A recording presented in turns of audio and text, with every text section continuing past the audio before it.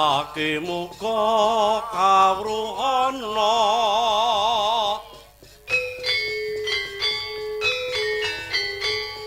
den wakodo ing jaman tali geni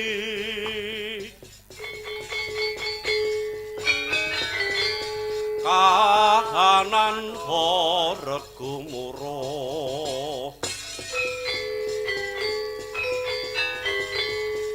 kontrang kantring prajanma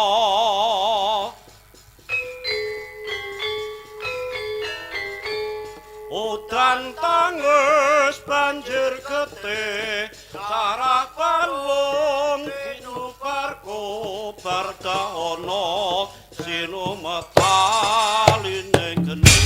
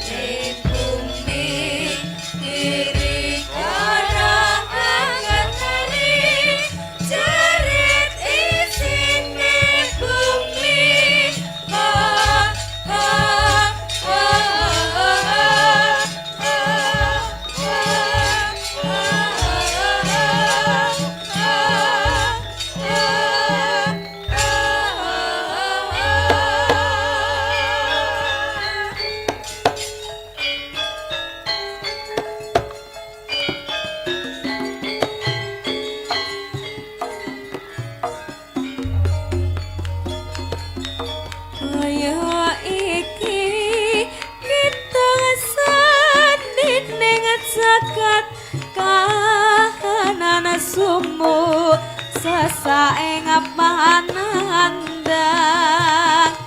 saged ngenget panas makan kantar kahanane yo kahanan geni kaya geni kuasane yo geni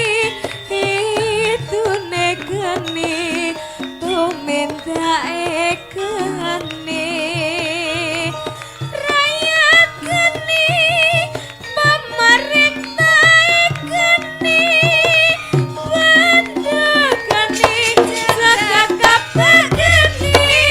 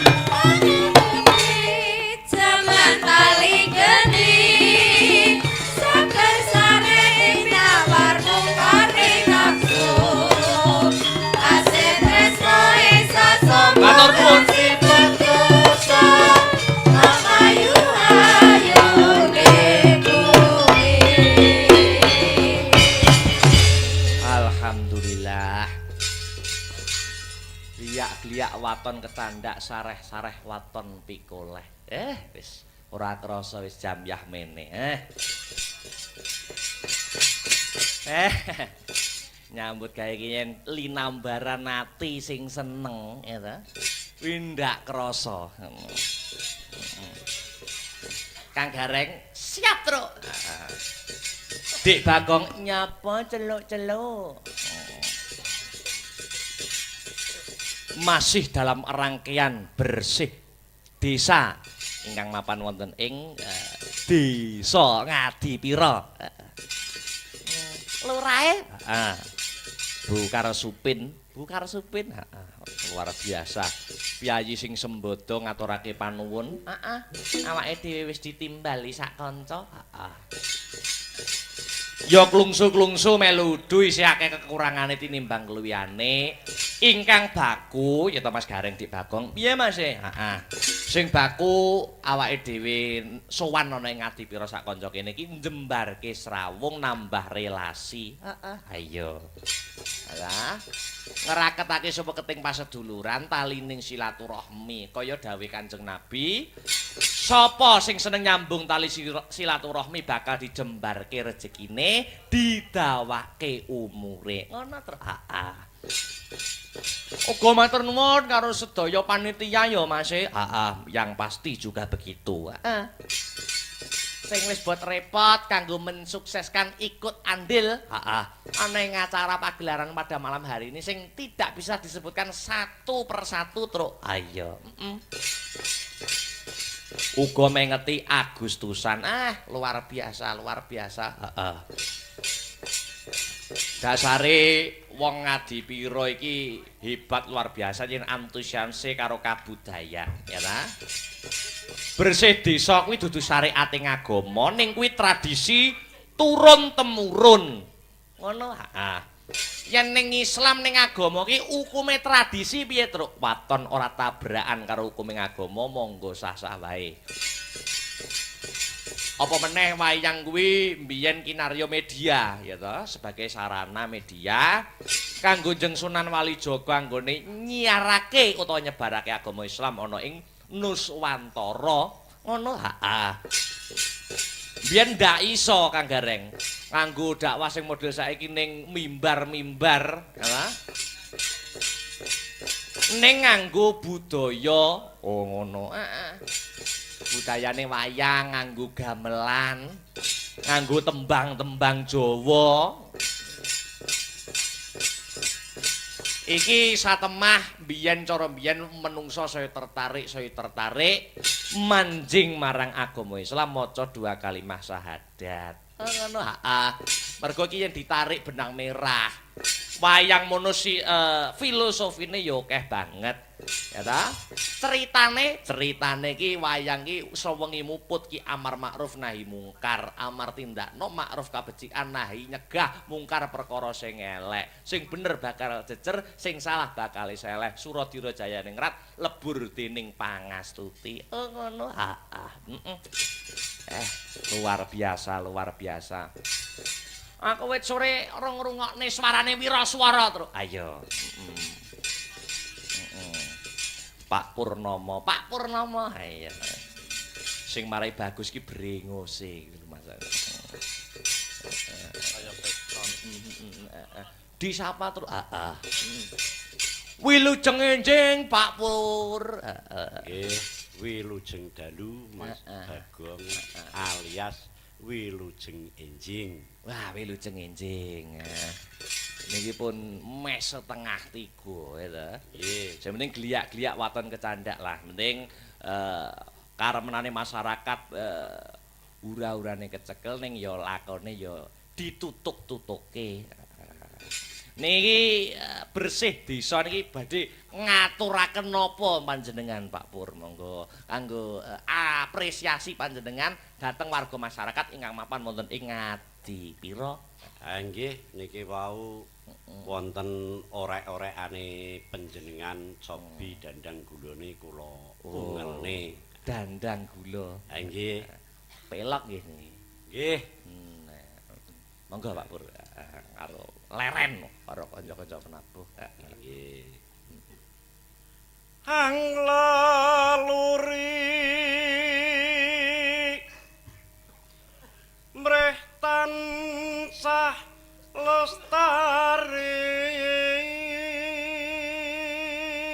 ang leluri mreh tansah lestari ya. Adat kuno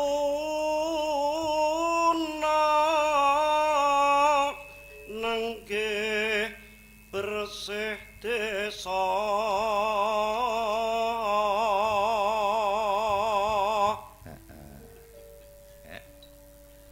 lumati hingga mangke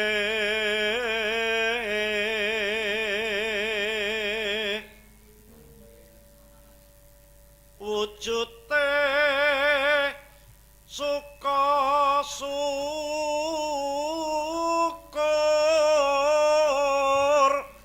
mugi konjo ngarsaning Gusti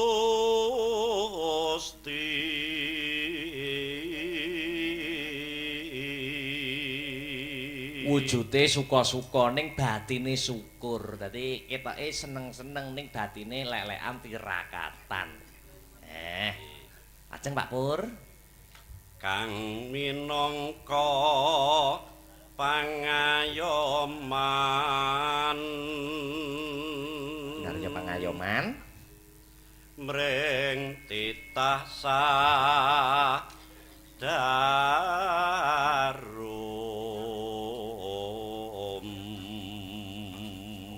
amin hang ganjar sandang lan pangan katentreman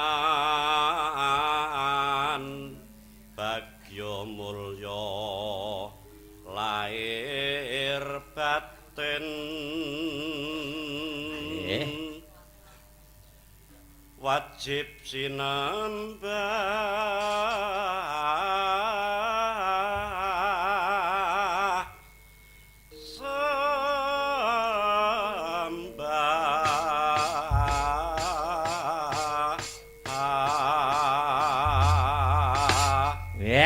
matur nuwun.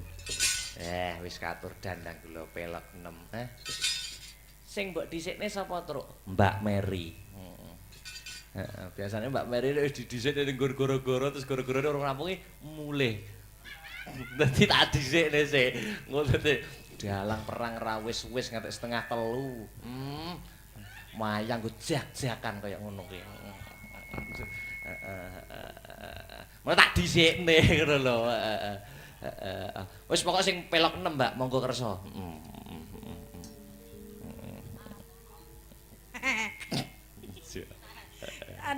Sugeng enjing Mas Bagong. Kuwi lujeng enjing Mbak Mas Mary. Petro. Ya, Mbak Mary ki jan kaya bulurah kok.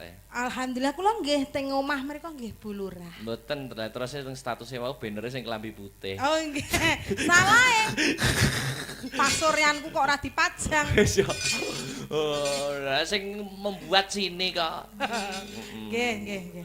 Niki tembangipun menapa? Monggo sing pelok 6 pasrah borong panjenengan Mbak Mary. Aku ngenteni tekamu kaya ngentenimu dening wahyu janjimu tansah sumimpen jroning kalbu kusum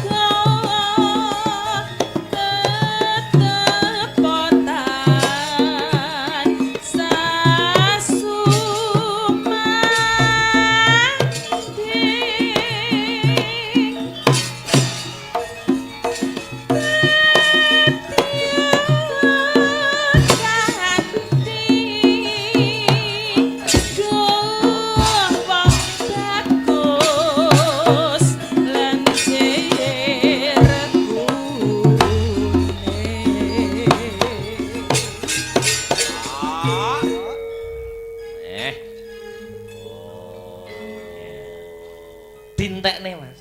Mbak. Samane mbayangno sapa to? Wah, bayangno sapa pripun to Lah, Mas, mboten. Lah aku yang bayangno sampean mbayangno sapa? Lah, Kayak bertepuk mboten. sebelah tangan ngene iki. Yalah, alah ngono ya nek lho. Kayak keplok Victor gak teko. Ngono ya nek lho. Nalikane nyuwun sewu.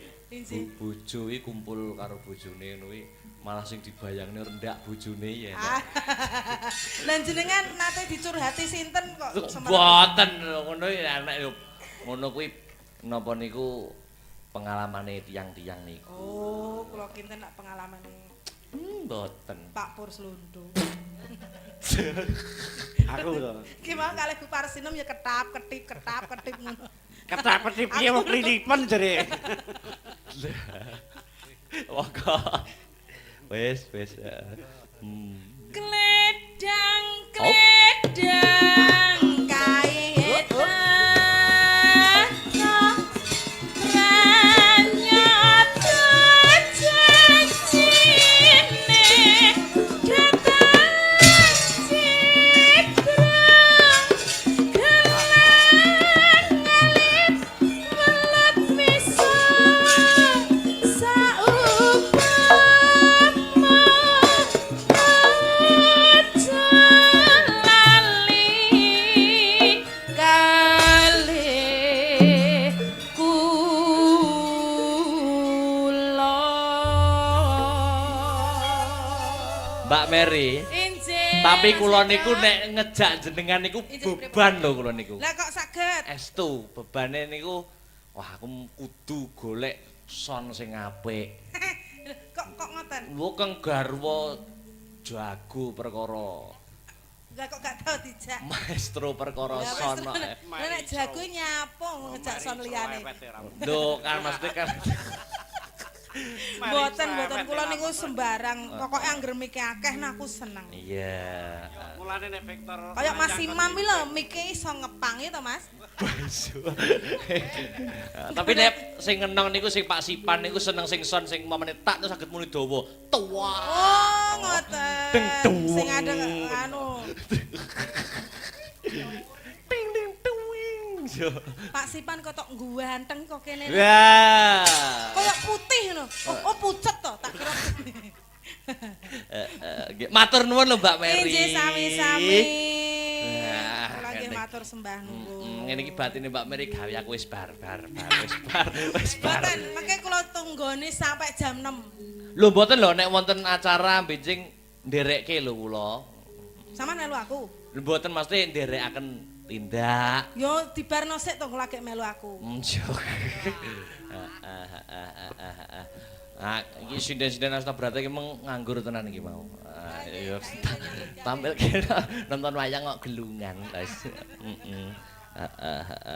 Mbak Pesek.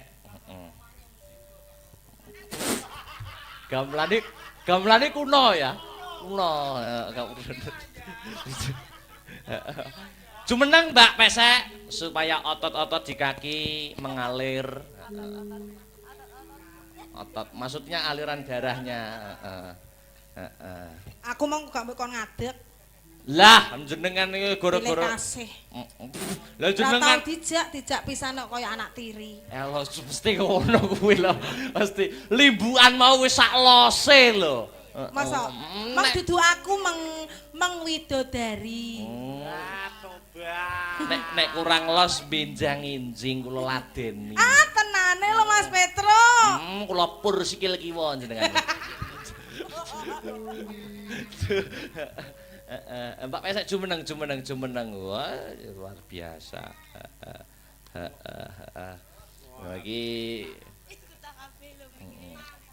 jumeneng.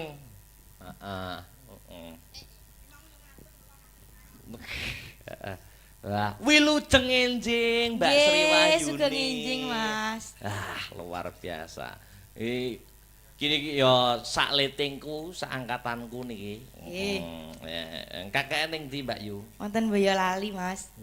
Waduh men to. Nggih no. Aku ning Tulungagung wis cuwapek kok. Tebih jenengan, Nak.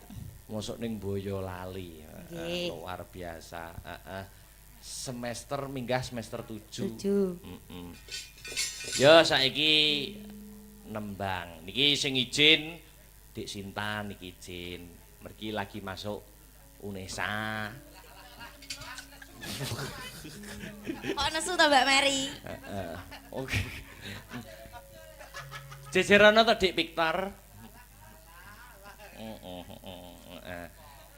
Iki Dik Sinta izin karo Mas Wafa. Dilalah kersane ngalah iki sing beduk sakniki niku Mas Didik niku selalu membantu aku pas kahanan kepepet. Jadi aku karo Mas Didik kaya utang getih ngono lho. Iki lho.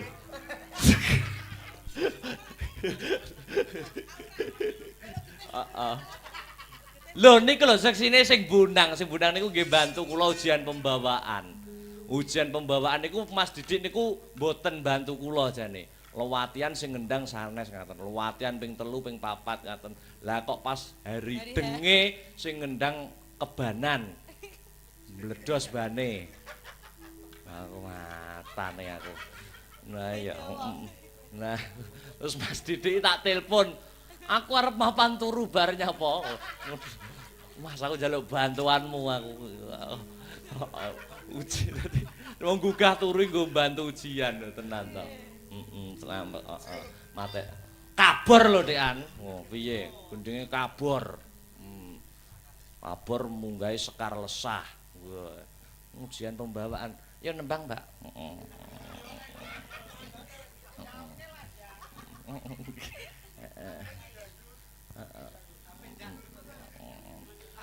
Mong libuane duwe tok lho. Mas aku. Kok kurang itu Mas? Lah iya, sing gara-gara ki raga-raga rasa.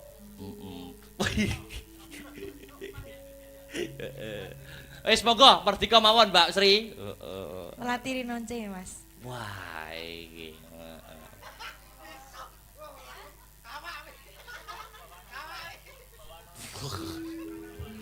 Melatih rinonce langgam. Wah. Pelok enung Mas. Gentiri muni. Mbah sabun gambange muni. Oh anu jembeng isi ter. Nggih. Kecing. Ayo melatih rinonce. Katur para netizen ingkang wonten YouTube ingkang tasih mantau, mbuh ki pira penonton siang. Langsung mawon nggih Mas. Langsung ndak apa-apa. Badut itu Mas aku. Mangga. Wis mrene nyangking kembang malatiri nonce tondo yakti tak kepeka saguhane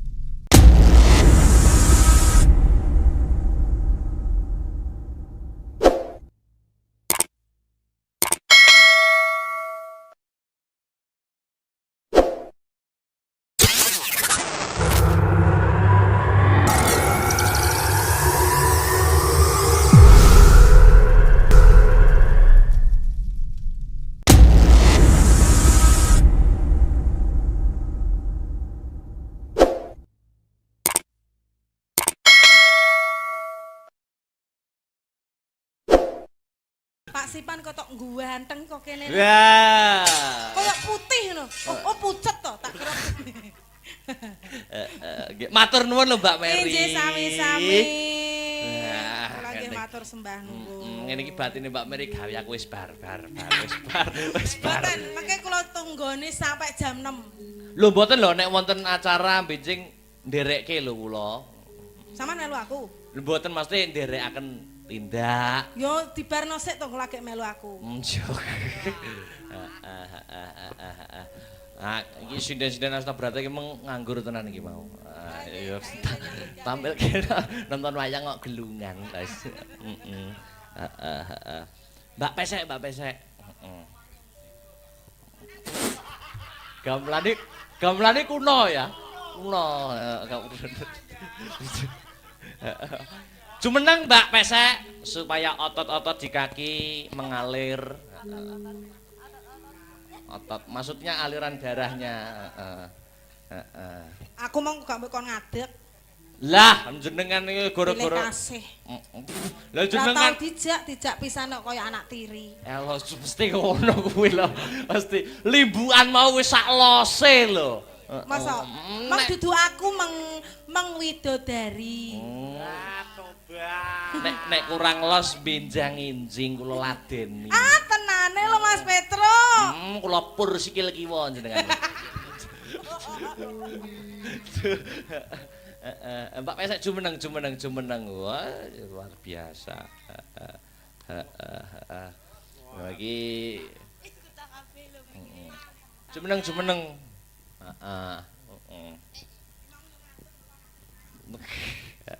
Wah, wilujeng enjing Mbak Sri Wahyuni. Sugeng enjing, Mas. Luar biasa. Kini ya sak letingku, sak angkatanku niki. Kakek ning ndi Mbak Yu? Wonten Boyolali, Mas. Waduh men to. Nggih no. Aku ning Tulungagung wis cuwapek kok. Tebih jenengan, Nak. Mosok ning Boyolali. Nggih. Luar biasa. Semester minggah semester 7. 7.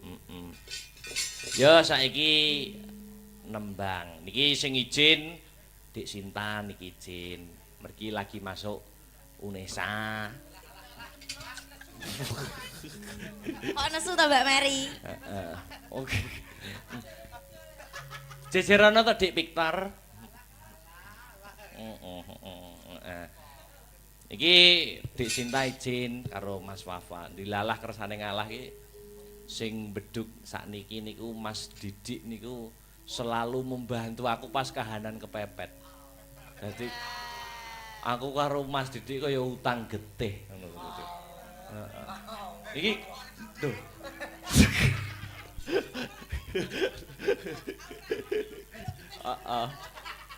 Lho niku lho seksine sing bunang niku nggih bantu kula ujian pembawaan. Ujian pembawaan niku Mas Didik niku mboten bantu kula jane. Lewatian sing ngendang sanes ngaten. Lewatian ping 3 ping 4 ngaten. Lah kok pas hari denge sing ngendang kebanan. Bledos bane. Aku matane aku. Nah ya. Nah, terus Mas Didik tak telepon. Aku arep mapan turu bar nyapa. Mas aku njaluk bantuanmu aku. Ujian. Wong gugah turu nggo bantu ujian tenan to. Selamat.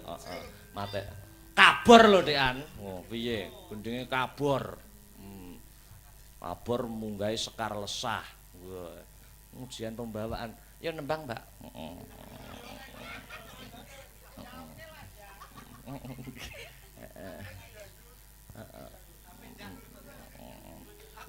Mong libuane duandut tok lho.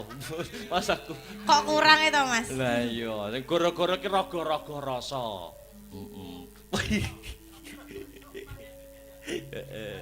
Wis monggo merdeka mawon Mbak Sri. Melatiri nonce, Mas. Wah, iki.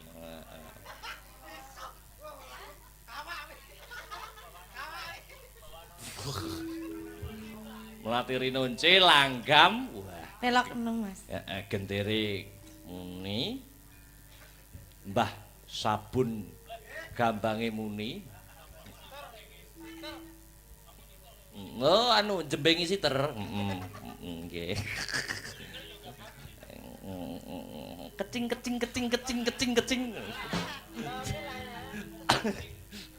Ayo melatih Rinence. Katur para netizen ingkang wonten YouTube ingkang tasih memantau, mbuh ki pira penontone siang. Langsung mawon nggih, Mas. Langsung ndak apa-apa. Badut tempat aku. Mangga. Lakae wis mrene nyangking kembang melatiri nonce tondo yakti tatepeka saguhane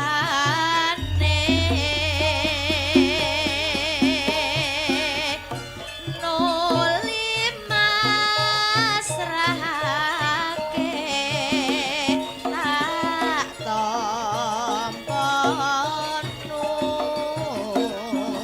lidi kalung ngake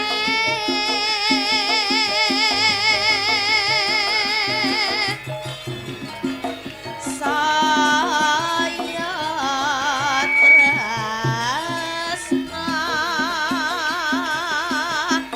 tak sawangka oneseme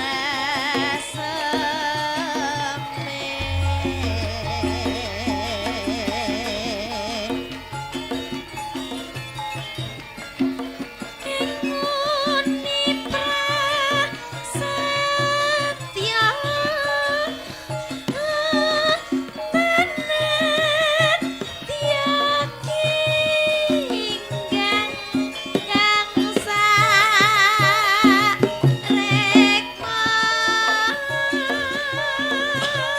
wis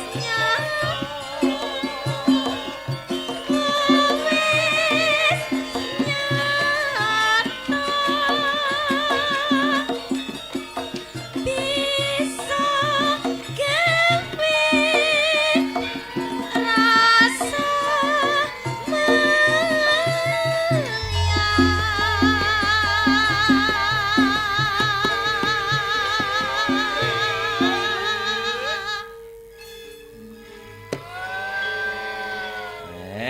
Luar biasa. Terus iki pasanganku mawar kuning kang kudu sumanding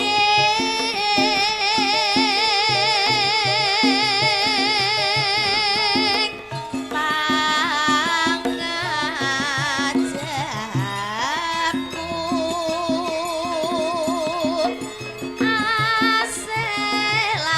lahir terus sing kalbu.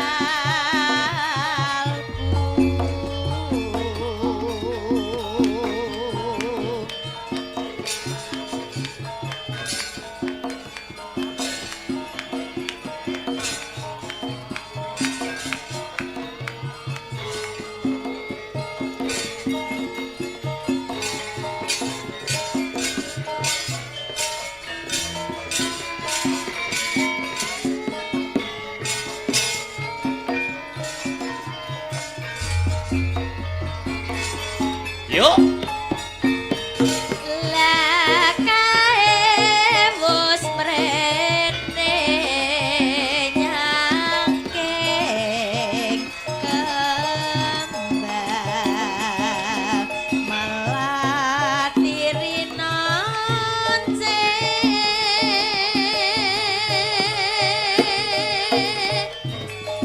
tondo yakti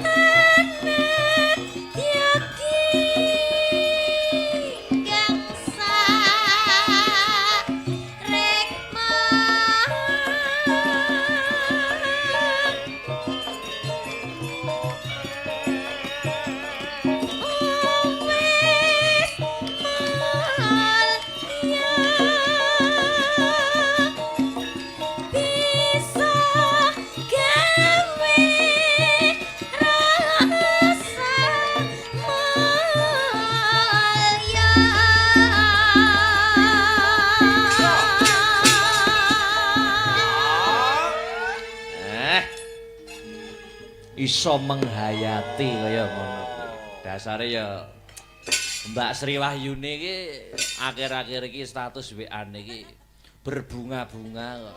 Mboten Mas. Kok iso mboten lho aku delok lho. Jane ndelok statuse kanca-kanca aku jane yo pengen lho. Ning Karo Mbak Mary. kok iso gak resiko ning lho. Ndak anu no kok. Kok iso gak resiko niku napa? Gak resiko napa? Gak resiko napa kecar teng udel. Mau lanjut. Yo. Wong edan. Iki pasanganku mawar kuning kang kudu sumanding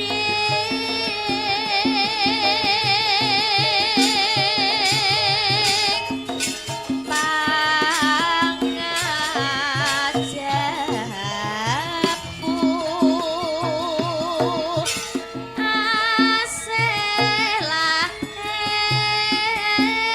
terus singkal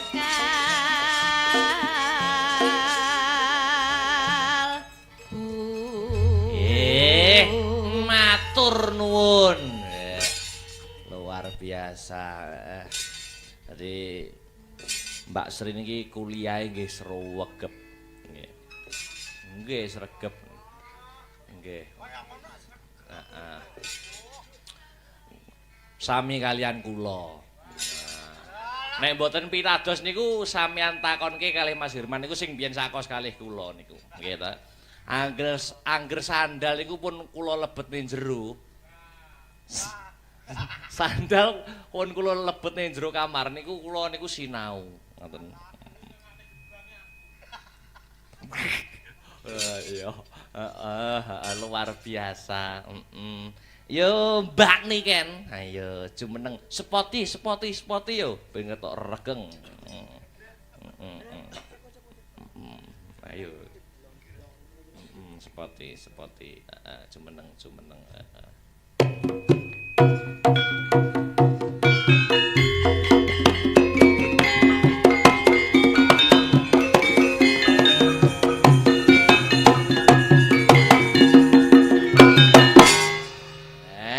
Luar biasa. Ngaten mawon, singkat padat. Wis jan kaya Wes ki gara-gara Mbak Mary mangan jeruk. Kan aja nek kan cerite. Wilu jengenjing Dik Niken. Seneng enjing Mas Dalang. Masih belum ngantuk toh? Alhamdulillah derek. Besok pagi ada PY enggak? Besok pagi sekolah. Oh, sekolah ding lali aku iya ding. Dalu ada PY? Benjing. Mboten. Oh, mboten. Dalu wonten. Teng Campur sari teng kene Pleman. Kediri. Wah, ya wis sakniki iki permintaan. Ya niki iki gemati kudu metu iki. Wis digarap Pak Markaban ya Ramadan niku terus udah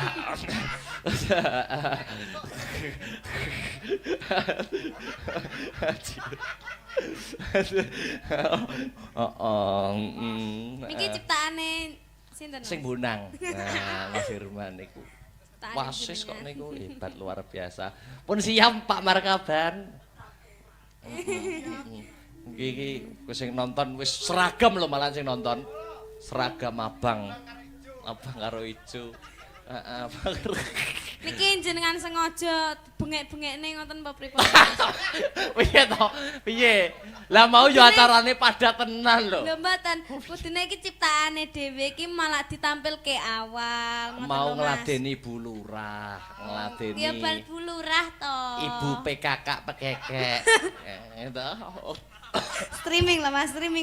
Nggih, luar biasa. Kakak pekeke. Ibu PKK luar biasa, manut-manut. Yo, monggo Pak.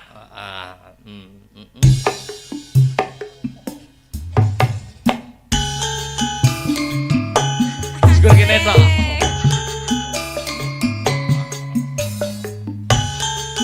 Esuk nek longgar karo digoleki gamelane.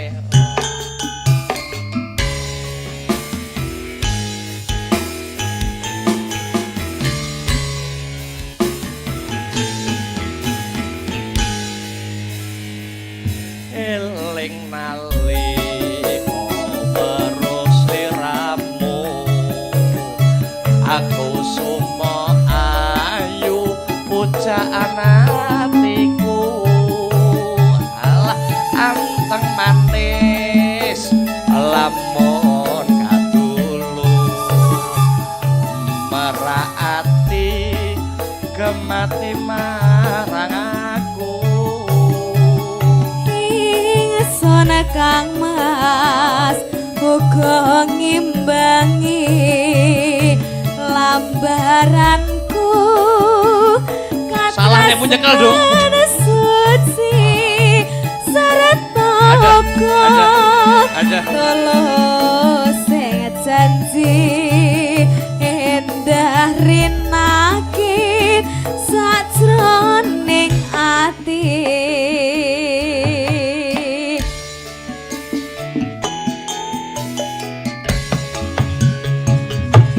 Nimas ojo mbenjani tresno nadyan saiki pancen wis beda Iya Kang Mas bakal tak jaga hati iki kemati mring padeka Nimas ojo mbenjani janji aku ora bakal bisa lali Iya Kang Mas bakal tak rukti hati iki mring Kang Mas sawiji Asik. Mas Akbar Syahalam ayo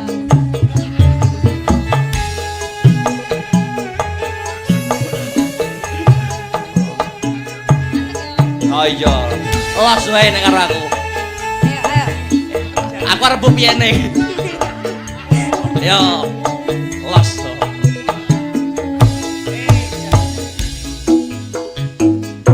Eling nalika weruh sliramu kusuma ayu pujaan atiku anteng manis lamun katulu meraati gemati marang aku Ingsun Kang Mas uga ngimbangi lambaranku katresnane suci Pelaku Rono, sarata uga Sik, cantol. tulus sing janji Kene wae. endah rinakin sajroning ati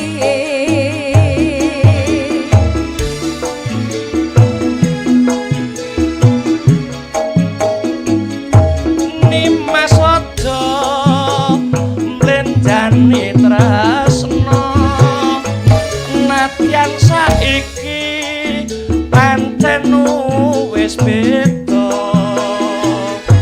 Iya Kang Mas bakal tak jaga hati iki kemati mring padeka Nimas ojo mlenjani janji aku ora bakal bisa lali Iya Kang Mas bakal tak rukti hati iki mring Kang Mas sawiji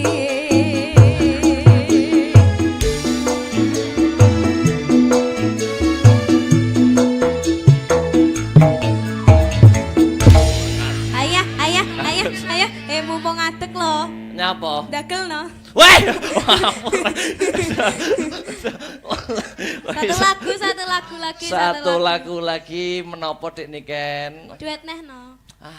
Apa ki duet sing karo Sembarang gamelan lagu. ngono lho. Oh, Mbak Gamelan. Apa ya? Apa request dari anak-anak? Bayu. Oh, nganu Mas. Apa? Mister Mendem. Ayo wis ya. Oh, nganu Mas, cokro kembang. Aja Mister Mentem. Iki ndak genah iki. Mbak Markaban. Rong anu, heeh. Hah? Sik nguyuh kabeh. Yus nggih saeneke ae. Saeneke Mister Mentem. Hah? Oh, kendangnya mriki mawon nggih. Mister Mentem. Kon ngendangi ki lho, Victor ki lho. Ini pelecehan. Monggo. Yo.